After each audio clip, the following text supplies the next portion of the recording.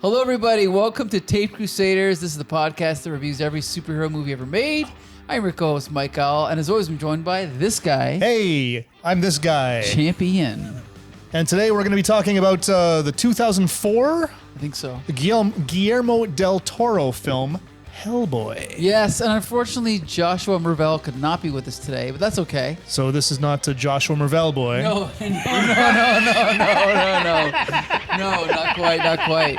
We got two special guests here. First, I'm going to start with this guy over here because he's been on the podcast before. Oh, you know me. I'm TJ. That's right. Hey, TJ. What's going on? That's it. I'm TJ. TJ, yes. And you introduced us to your friend tonight. You want to tell us who your friend is here, our special guest? This is my good friend Garnet here. I've known him for many a years, and the biggest Hellboy guy I know. Just a really, really big fan of Hellboy. Big fan of Hellboy. Huge. Okay, so Champion here. This is Champion. That's He's me. never read a comic book. Never. Okay? Never. Yeah. Like, at all? Never. No, Never. not at all. Not at all. So you're a big fan of the Hellboy comic book. Can you just give a 45 second summary of what the Hellboy comic is for Ian here? Yeah. Ooh, okay, so the first movie does describe it pretty well to a degree. Like, he is a demon that was summoned here by mistake-ish, but was always set forth to bring on the end of the worlds. Okay. And so he's just a character that constantly struggles with that, where people are constantly telling him, it's like, hey, you're going to destroy the world. And he's like, I don't want to. So he keeps just trying to avoid it. Now, does he try to save the world, or does he just try not to end it?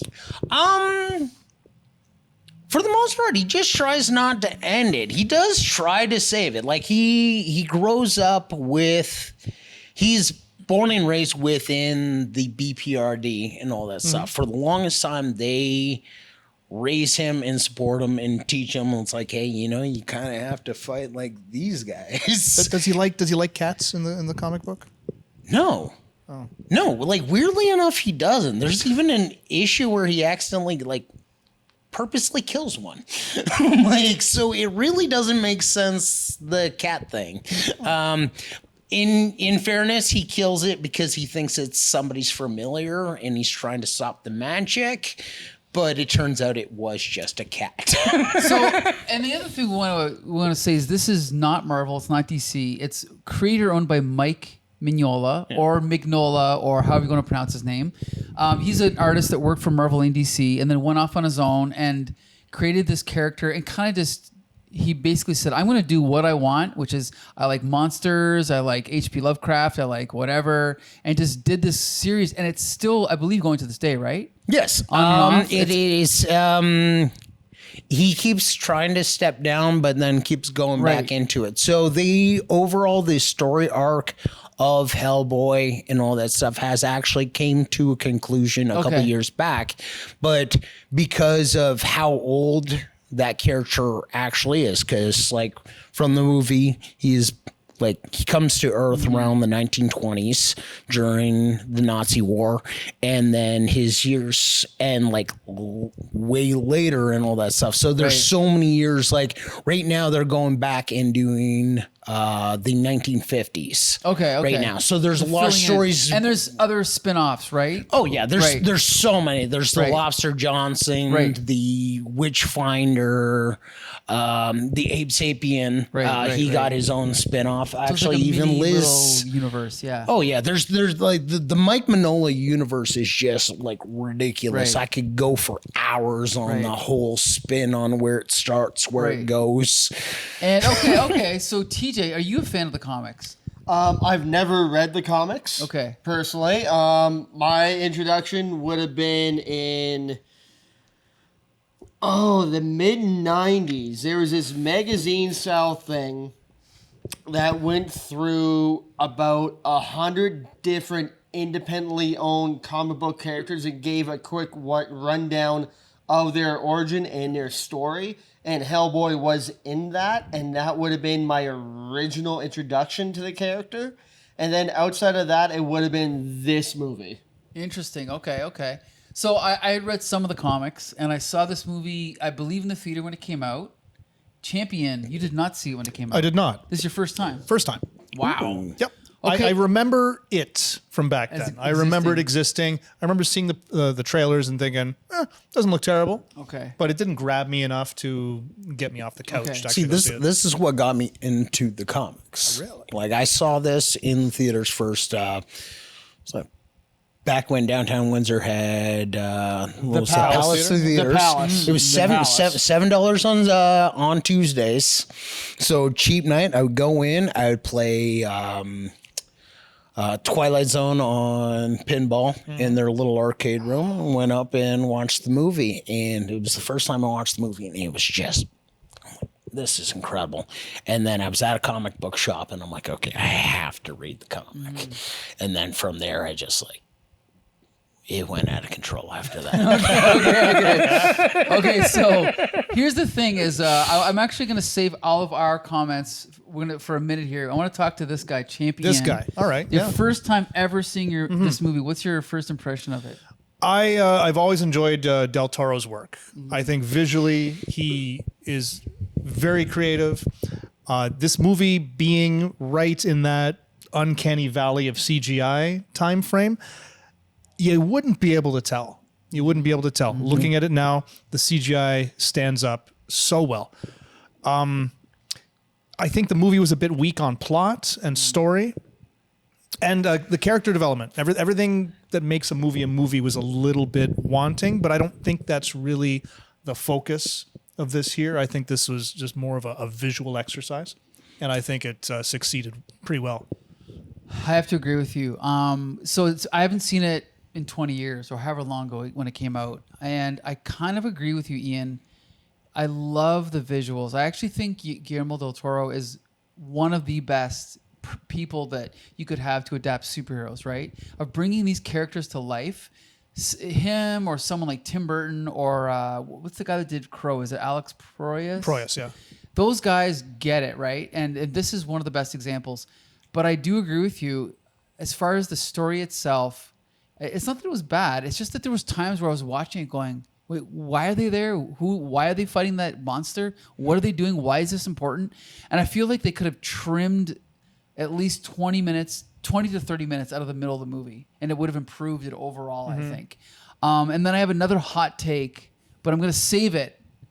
I'm going to save it for a minute. But first I want to hear, TJ, what's your impression of this film? Well, visually impressive, like you guys had said, that it is in that in-between time where sometimes you have movies where the CGI is just absolutely horrible. Right. But at other times, it's amazing. And well, even then, I don't even want to say it's CGI in-between time, because if you go back to Terminator 2, that's groundbreaking, but this is 12 years later. Groundbreaking, but also Terminator 2 had a lot more practical effects than a lot of people give it credit for. Right. Agreed. Plot-wise, story-wise, it's a little plotting, but I think it is more of an introduction movie than anything else. That, okay, I'll give it credit. This plot is a little slow, little here and there, but it's more of an introduction to that world to try and bring people in to try and make a new franchise. Because when this came out, you already had an X-Men franchise going, you already had a Spider-Man franchise going, and now you have this other movie company trying to do a Hellboy franchise, and this was trying to lay down the groundwork to build something else up, which eventually it did to the sequel, but it never progressed past that. I personally never like the reasoning that it's just a setup, because you should always just assume you're only going to have one movie and you got to give it your all. You know what I mean? I agree with that. I really do agree with that. But it just seemed that they relied on too much. I'm not saying it's a good movie because it laid down the groundwork. I'm saying the movie relied on laying down the groundwork. The movie was entertaining in and of itself, but it relied too much on laying down the groundwork for future things. Like, hey, here's this, here's this, here's this. but some of it didn't always pay off, and some of it you didn't know the backstory, which is fine. You can introduce things where you don't know the backstory and just, hey, here it is, here you go. But I don't know, it was a little too much world building to be cohesive for one story. Okay. Yeah, I'm going to agree with that, especially when it comes to a lot of this stuff taking place in the past or in foreign areas where it's like everyone's speaking German or Russian and everyone's speaking an accent. It doesn't leap to the forefront in terms of what everyone's motivation is. Yeah, that's what I mean. That's why I said, like, I feel like I went to the washroom and I came back within 20 seconds and I had no idea what was going on. No idea. I was like, why do they keep fighting this monster thing? And who's this new girl they introduced? Like, what was her name? Liz? Liz. I didn't see, I missed her introduction and now I'm like, oh, darn. And I feel like then like the rest of the movie, I was trying to orientate myself. Same. I had to make a drink at one point and I had to come back and I'm like, I Yeah. have to Google this. no, And I went to the exactly. computer and I Googled where we were in the movie. Well, with Liz, with this movie, when they first introduced the new agent from Quantico, he's coming into the Hellboy, I'll call it the bedroom, I guess, because it's just him with Yeah. all of his cats and TVs. If you look at the TVs and everything that's flickering, it's photos and footage of Liz. Really creepy. Okay. That is pretty creepy. I don't think that helps the movie, to be honest. No. It's kind of creepy. Hellboy's kind of a creeper on Liz.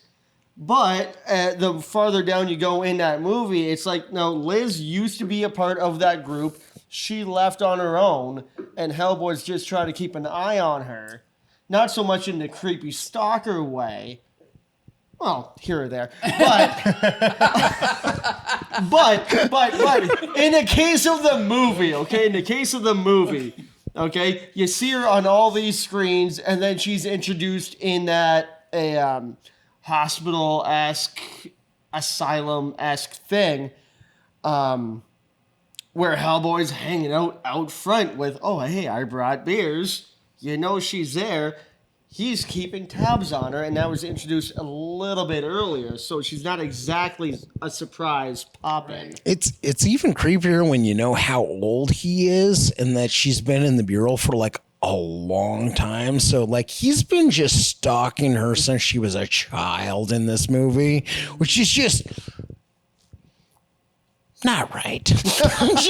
just not right. Like you got a drunk man who's like this, and like somebody says, "Oh, there's a red man outside." She knew right away. It's like, that's my drunk ex fucking boyfriend outside.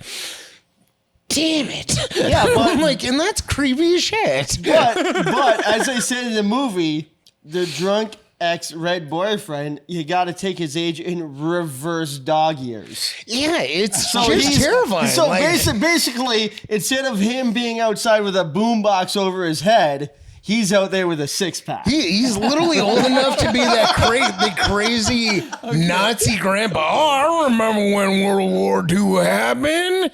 Hey, cutie. Okay, you know what? Are you guys ready for my hot take? Yeah. Let's do it.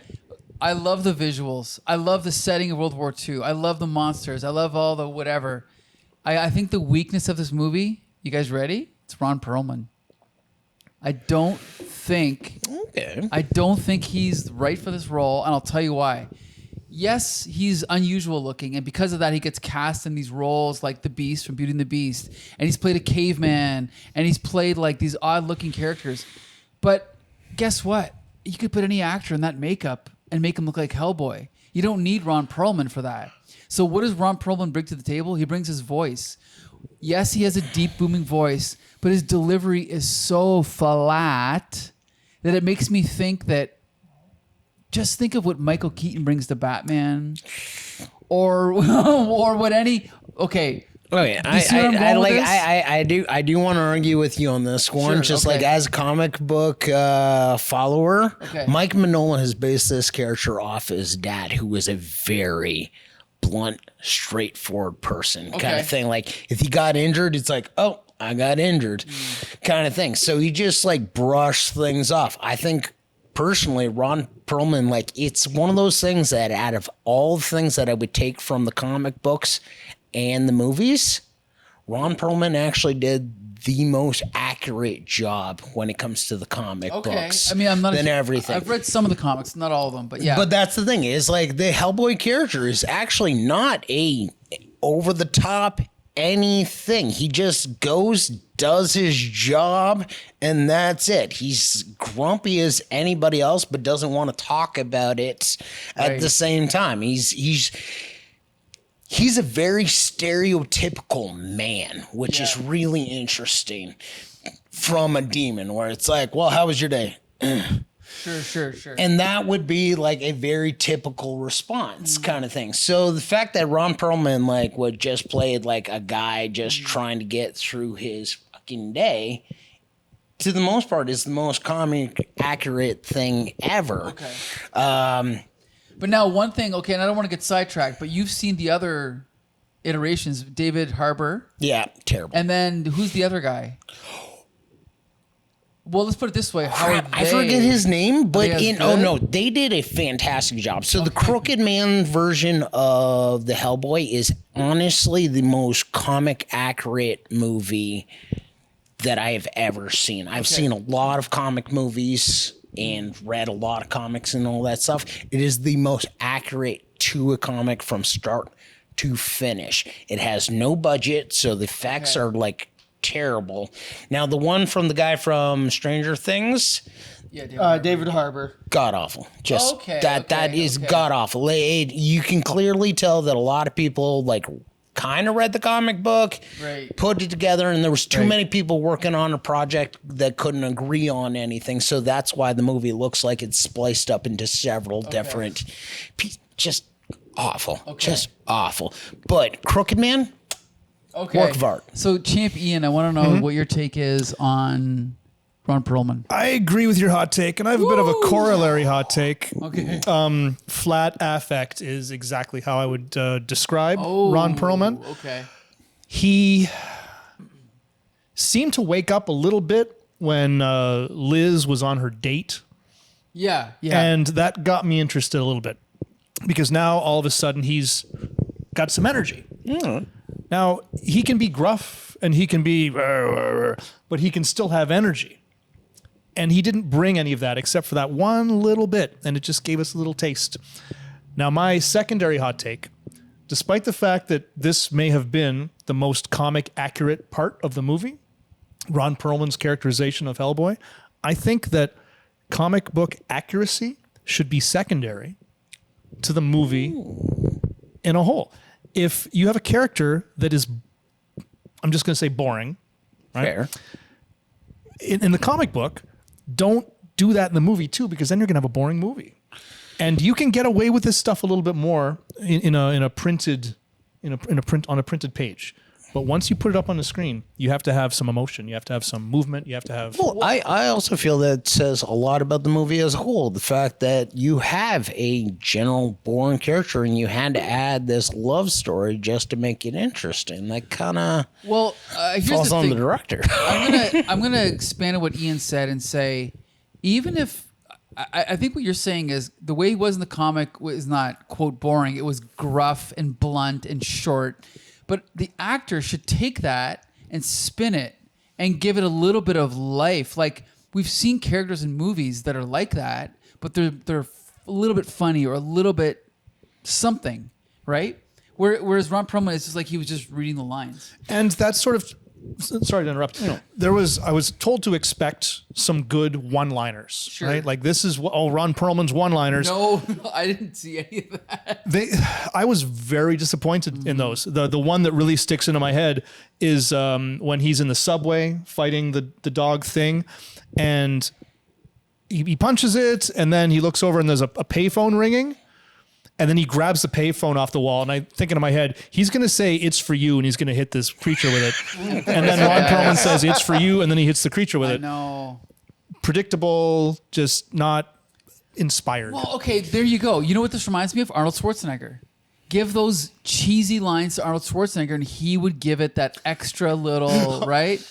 Like, I'm trying to think of one. I'm just imagining Arnold Schwarzenegger. you. It's for you. Right. You're- It gives it something, right? Here's the thing. I think I personally feel that they tried to make it too much into a love story when it's just not supposed to be a love story. Well, It's just that's people who hunt monsters and demons. But you know what? I think that's a separate thing, because that scene where he's spying on the girl from the rooftop, it was the only scene in the movie that had any levity, but it also didn't fit.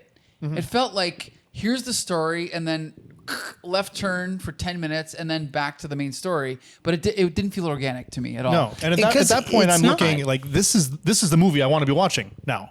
Like, not the love story in particular, but Ron Perlman's energy. Right. Yes. Okay, fair enough. Like, so the comics have like actually focused on it.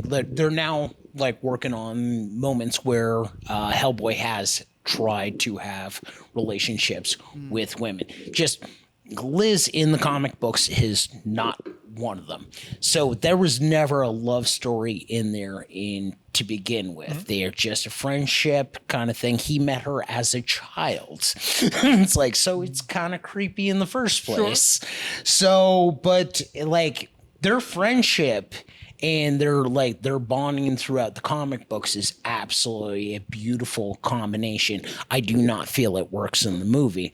Like you said, with the fact that is the main focus piece of this, I don't know if I'd say it was not the a main really focus good thing. piece. well, it kind of is because It's just when the movie kind of woke up a bit. Yeah. But he also tries to bring her back and destroys the monster through their love and all that stuff. So they really try to was focus cheesy. on the fact that this is a kind of a love story between two people where it's like, that's a demon and a girl who has issues. Okay, you know what? Okay, I'm gonna give my theory. Okay, because as we were talking, I was trying to think. Okay, so who could play this role better of a character who's disinterested in saving the world and disinterested in helping out for the cause, but he's interested in this girl over here, and certain things can happen that can wake him up. And I thought, Han Solo.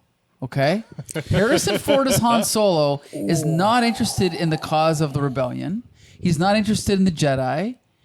But then when Princess Leia comes along, all of a sudden, well, he wants to get a piece of Princess Leia. Oh, and by the way, he also wants money. And by the way, if you insult his ship or if you insult his flying, he has an ego to get bruised, and then he can fight back a little bit. So I think what Hellboy needed was that extra dimension of like, okay, we get it. You don't care about the cause. You don't care about saving the world, but now give us something. That's what you're saying. I think you got to have something to bring you to life. Yeah. Chasing after the girl at least brings him to life, but you got to give him something else. That's what I think the what's missing, the element. No, you're absolutely right. Like even with the comic books, there's Okay. a lot of those elements where it's like, well, what makes this person like connective and all that stuff. There's a period of time where, for example, Hellboy ends up in Mexico. There's like months where he's in a drunk stupor. Okay. And a lot of shit happens Okay. in that process, but it's like, well, what built up to that? And you end up finding out it was the death of his dog, and it was the fact that he grew up on an army base where nobody gave a crap Right. about what was going on. It's like his so-called dad in this thing he's not a good dad. He's just a guy who was taking care of him and all that stuff. So he is a character that has a lot of issues growing up. Like I said, the comics tend to have a lot more depth and all that stuff, and you end up realizing how he ends up, who he is, why he's so cold where he's supposed to be cold, and all that stuff. He's not a person who wants to connect well because he doesn't feel like he can. Because like on one half, when he tries to be human, it doesn't work. And then when he tries to be anything else, it also doesn't work. He doesn't fit as a demon. He doesn't fit as a human. It's very complex. TJ, you look like you got a lot to say over there. No, like, no, I'm letting you guys roll. I'm letting you guys roll. My initial thought was you're thinking like Harrison Ford as Hellboy, but then you're like, oh no, more of a Han Solo type character. I'm like, okay. But like, I dig that. Like, I honestly, like, I feel that truly works. I would probably go more like Indiana Jones. Oh, But no. No, if we're gonna talk about people to play Hellboy at this time period, maybe if it was a few years earlier, I'd go Clancy Brown. Ooh. Wait, oh, you mean The Kurgan. wait. Highlander. Wait.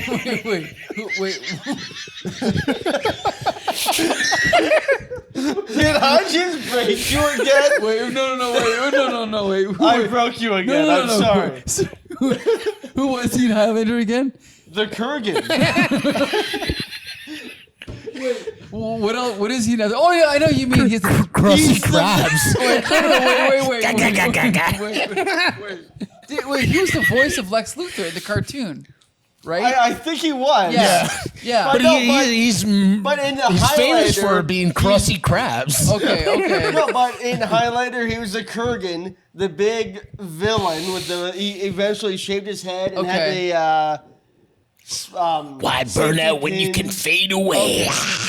Okay. And when they did the last season of Dexter, he was a gentleman Yeah, I didn't and see did that. stuff. But you're saying he would have been good as Hellboy. Oh, he has that build, and I think he has a character to him and a voice that Actually, yeah, he would have been a great he Hellboy. would have Been a Clancy great Brown would Hellboy. have been He's a actually a great- terrific actor. He really is. And wasn't If he? you saw him, you'd know him. I probably would. No, Yeah, why- you'd 100% know him. Wasn't he? in Cowboys Star- versus Aliens. Have you seen that one? I've seen like no. some of this stuff, but the He's characters aren't coming he's ahead. the preacher. No, wasn't really he in is a Starship great actor. Troopers? Yes. Yeah. Yeah, no, He's a very he's the lead distinct face. commander of Yeah. that. It's like, hey, how Does do anybody you- have a phone? Who was he in how- Starship Troopers? How do you disarm your opponent? And he throws the knife, and boom, your opponent. Are you talking about the guy that throws the knife or the guy that gets the in guy the head? that throws the knife? Oh, yeah, okay. Yeah, I know You that know guy. him. I know that guy. Yeah, I know that guy. Clancy Brown's been in a ton of everything. Wasn't he in Shawshank Redemption? Yes. Okay. Absolutely, yeah. That's what I Yes. saw him Yeah, in. you know he Yeah, I is, know. yeah. Yes. Don't have to look that up. Okay. He's amazing across the board, and I think he would have done a great Hellboy. Mind you, at this point, I don't know what his age would have been. I want to say probably No, around I the same still age think as Ron. I think he could still play a Hellboy. Like, he hasn't really aged much. This was 20 years ago, so he could have done This it then. was- It's also but- largely CGI. I still think Yeah. he could play it now. Yeah, but Highlander was 40 years ago. Yeah, but like, we're not asking him to do sword fighting. Just punch a guy every now and then. No. So we can all agree. 20s. We can all agree that he would have been great. Yes, Yeah, yes, exactly. thank He you. would have been great. Moving right along. Okay, he would have been great. Clancy Brown would have been great. Usually we talk about all the actors in the movie. We're not going to do that today, but we're going to talk about not all of them. We're going to talk about at least two of them, okay? So there's the girl who played, is it Liz? Yeah. Yes. What's her name again? I don't remember her name. Forget. She very has multiple famous. sclerosis now, Do you though. have, She does. That's why she's not can acting. you go on your No, internet device? And, Blair. Yeah, Something Blair. What's her name? Oh, darn it. Anyway, while you're looking up her name, I thought she was perfect for this role. She was I'm a great big in the fan of the movie. actress. You thought she was good? No, I thought she was. I thought she was great in this film. Around that time, she was doing a lot of stuff. Selma Blair. Selma Blair. Selma Wasn't she in Blair. Cruel Intentions? Yes. Yes, she was great in Yes, that. she was great Yeah, in that. Selma Blair. Yes. Yes, Selma Blair.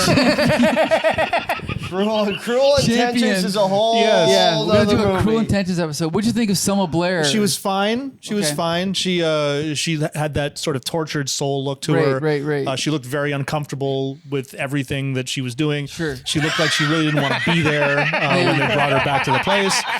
Yeah. So yeah, Okay.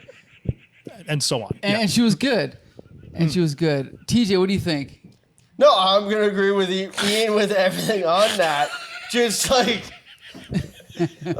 even just like character wise, she did not look comfortable in any situation she Sure, was in. which is her because thing. That was her thing. She did not want to be there. And yet, I'm coming here for the weekend.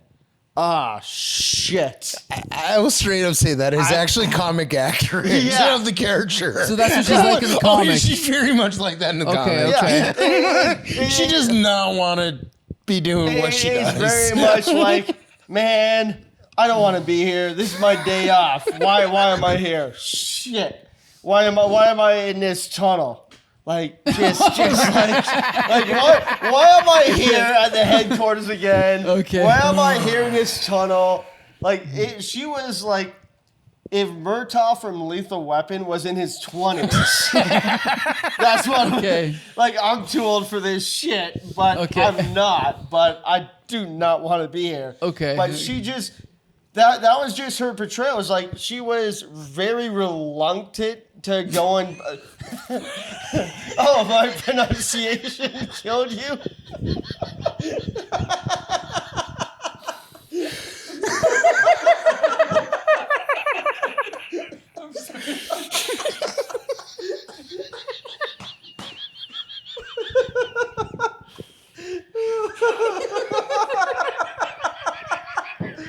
We're gonna cut this right here for a minute. No one's cutting this.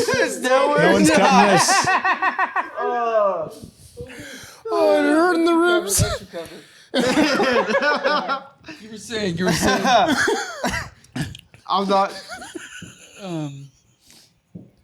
Anyway, as I was saying, she really did not want to be there. Right. And she kind of portrayed that all the way through. It's like, hey, I don't want to be back home. I'm here for the weekend only. I'm getting roped into all of this other BS that I don't want to be a part of. Oh, yeah, I guess I can do it. Yeah, I can be there. Yeah, I'll do some flame stuff, but I don't want to be here. So it's like I'm watching the movie again. It's like Exactly.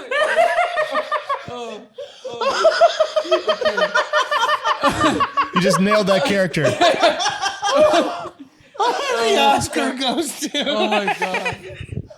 Okay. So we all love Selma Blair. We do. That's the point. Too. Hey man, I don't want to play drums. I'm just gonna be here and do it.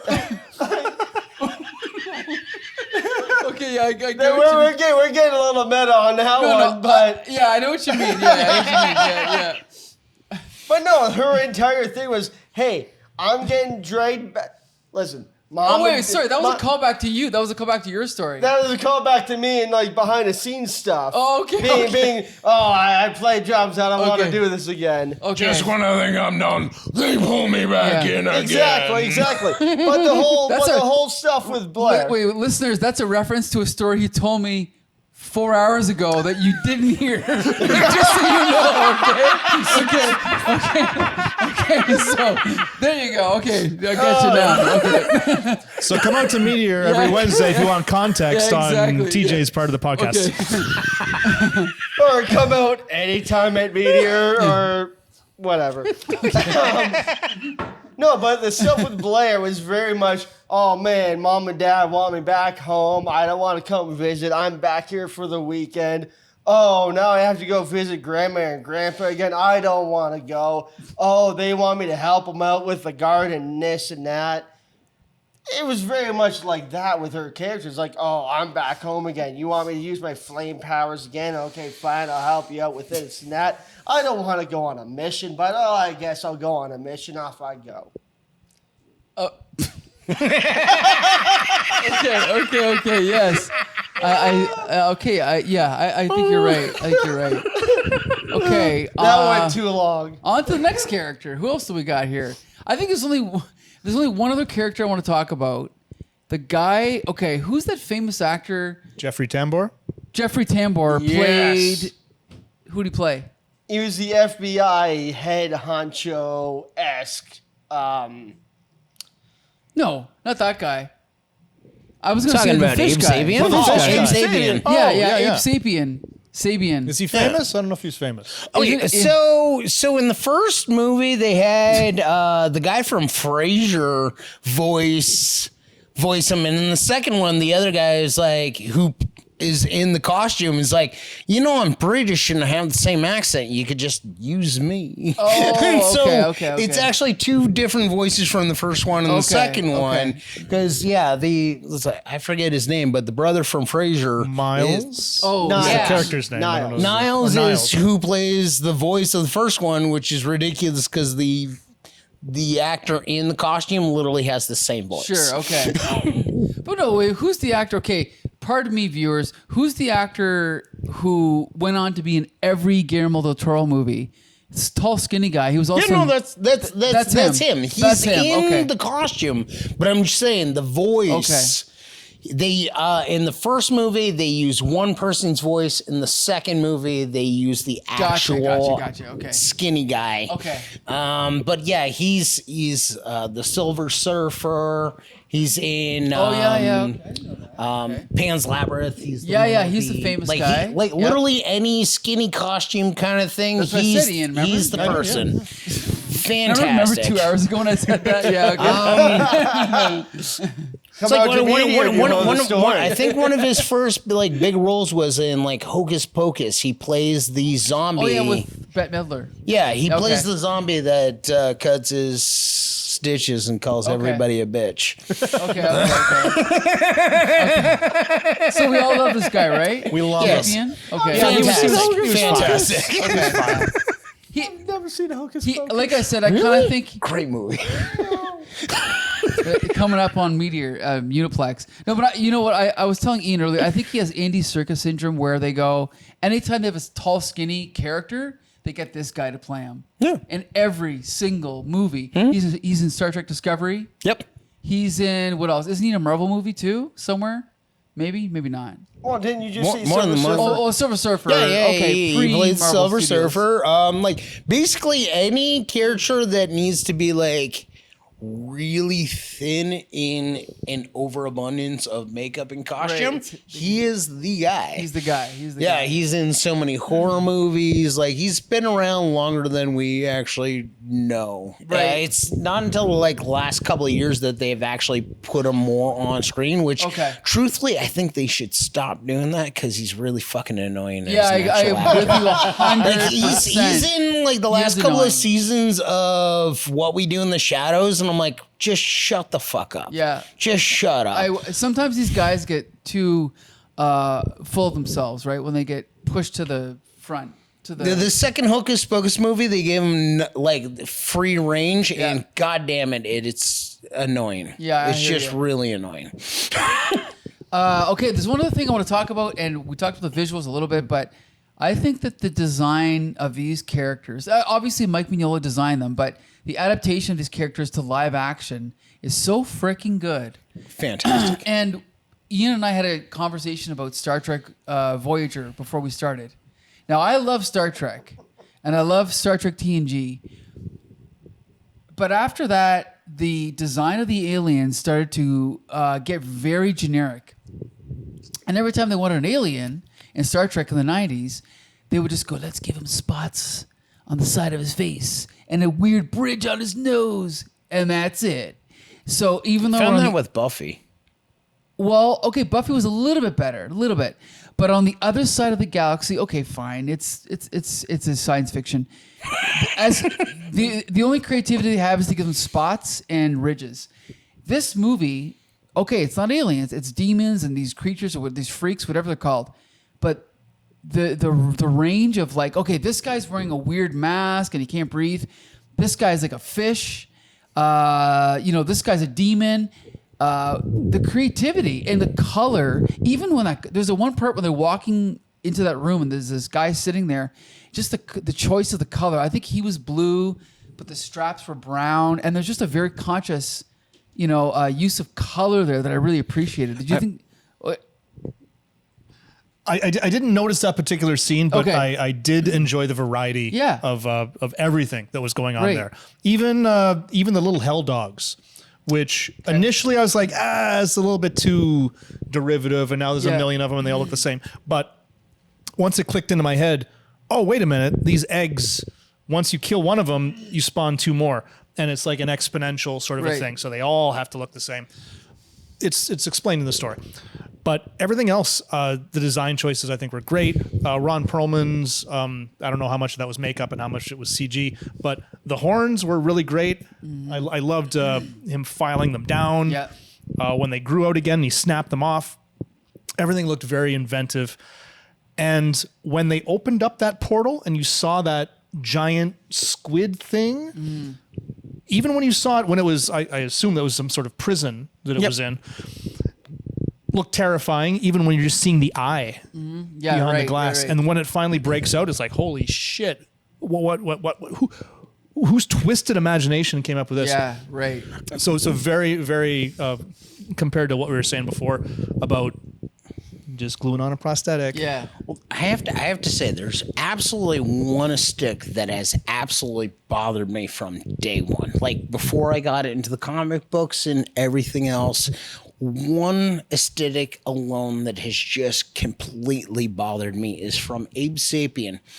When he's out in public, he has this respirator on and he has these goggles on, and when he's doing his things and he's doing his things. But then when he gets back to his house, he takes the goggles off and takes the respirator off. It's like, you're still not in water. Why the hell did you need any of that? Maybe it's just a disguise. But that was the thing. It was just an aesthetic choice that just makes no sense to me. Because he literally oh, I'm home. I'm going to take off my goggles. I'm going to take off my respirator and just walk around in this air. It's like... But besides that, I think it actually introduces the idea, like, if you had a Star Trek alien or Star Wars alien, because Star Wars does it better. In Star Trek, if you had an alien on the ship, if they were aquatic or if they were from a different environment, wouldn't it be cool why can't there be Star Trek aliens that have goggles or a respirator or a dome on Here's their the head? thing. I'm 100% down for it. For the most part, it made sense. Of course he would be wearing a respirator to breathe water-filtered air and have goggles to hydrate his eyes. The thing is, I just didn't understand is when he got home, he took it off. He wasn't in the tank. He was just walking around, man, like, do-do-do-do-do. And it's like, this, like... Why have it in the first place? Yeah. You clearly just don't need it. It's just a look. It was an aesthetic idea, but it's one of those things. I'm like, if you're gonna do it, follow through. Yeah. Stick to it. Stick to your guns. Yeah, I hear you. TJ, what do you think? It's the 2-minute countdown from the Ninja Turtles underwater bomb disposal, bud. Where, hey, man, he takes us off at home, and now he has 3 minutes to get in the tank, and the countdown is ticking. Tick, tick, tick, tick. Because when he came out from the subway, under the subway, sewer, not sewer, but the underwater thing, he popped out. He took everything off, also there. And he's like huffing and puffing. Mind you, he's also cut open. But, maybe there's like a 3-minute time window where he can take everything off and try and... Have you seen the second one? There's an entire scene where they just get drunk without it. You know what? I've seen the second one. It's been a long time since I've seen the second one, but we're not talking about the second one. Okay. Fair point. Okay.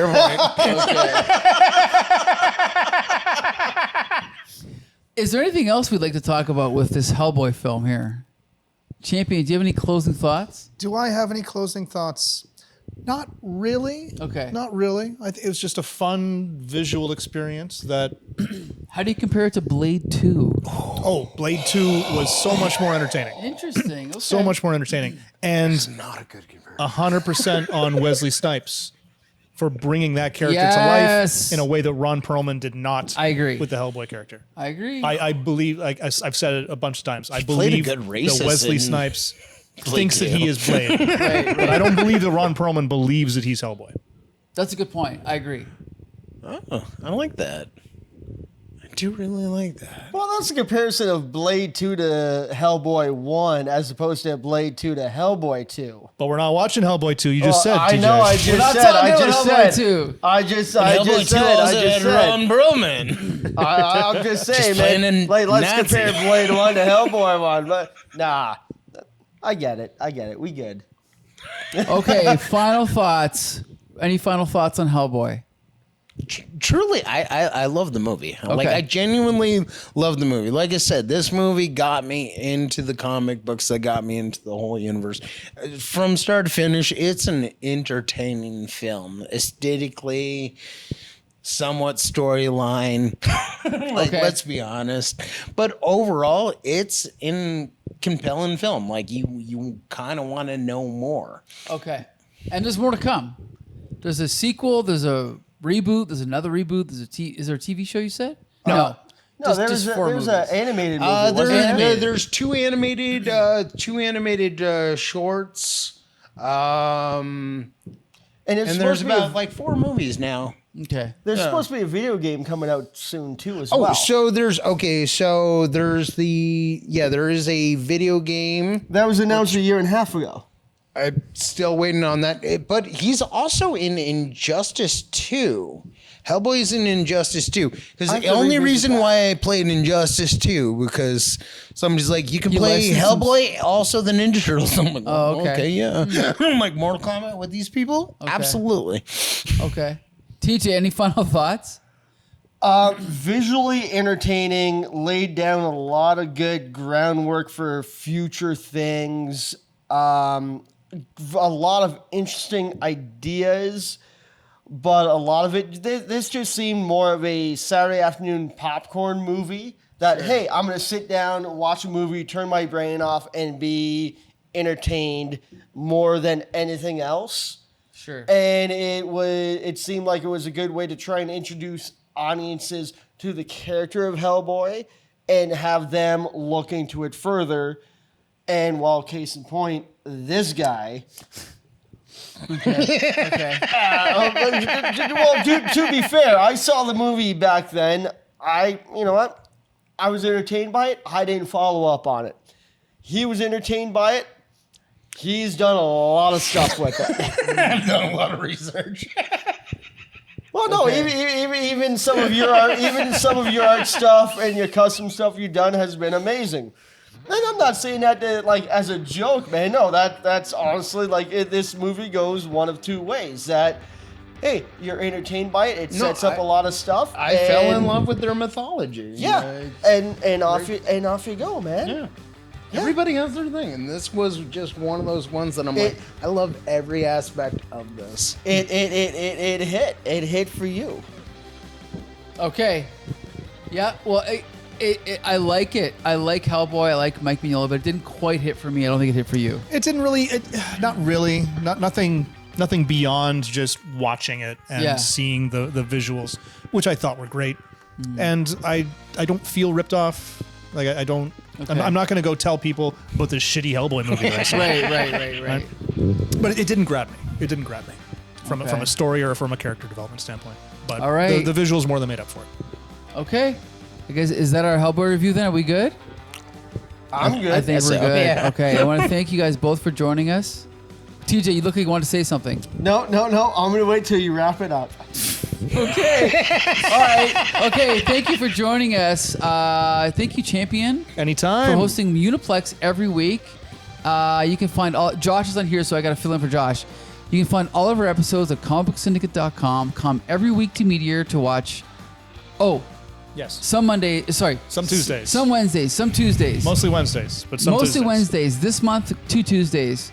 3 Tuesdays. 3 Tuesdays. But also 2 Wednesdays. 2 Wednesdays, Uniplex, all the time. Come every time.